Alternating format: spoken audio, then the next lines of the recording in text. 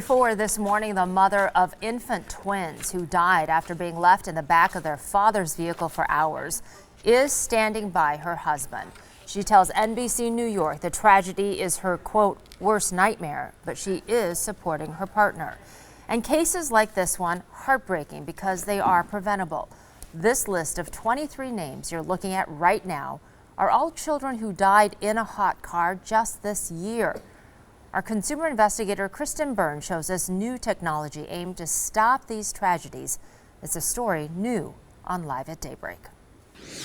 This month in Racine, a grandmother was charged with child neglect after leaving her 3-year-old grandson in a car on a 90-degree day. That toddler survived, but many don't.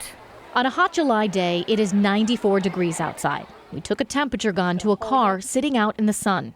The car seat inside, our target. And I just checked the pavement. The pavement was 133, so it's actually hotter than what the pavement is.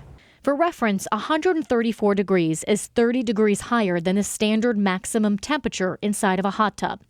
And experts say at 104 degrees, a child's internal organs start shutting down. Kid hot car deaths. It happens across the country every year. Distracted caregivers are often to blame. It's why automakers like Kia have installed what could be life-saving technology.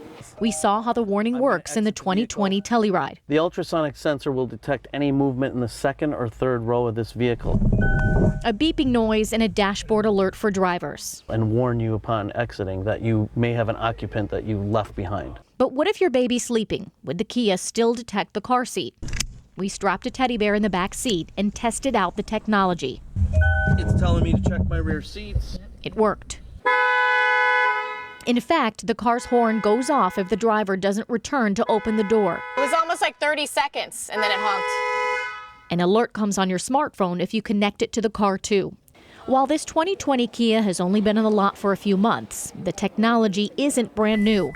Nissan, General Motors, and Hyundai have been making models with rear seat reminders for years. Do people even know that it exists, do you think?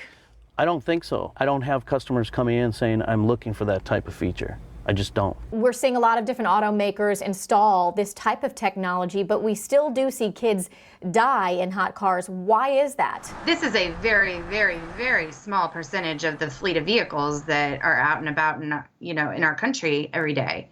And nobody believes this could happen to them. So people don't think they need the technology. Amber Rollins with KidsInCars.org is currently campaigning for this safety feature in cars, advocating to get the Hot Cars Act of 2019 turned into law. But the nonprofit's effort has been going on for 2 decades. Why isn't this law getting passed? People can't wrap their heads around how this could happen to a loving, responsible parent. A lot of cars let you know if your keys are still in the ignition, if you leave a door open. Should automakers make this technology standard? I think something like that, because of the deaths alone, it probably should be mandated at some point. And the automakers know that we're human and we need those reminders. What's more important, a dead car battery or a dead baby? I'm consumer investigator Kristen Byrne.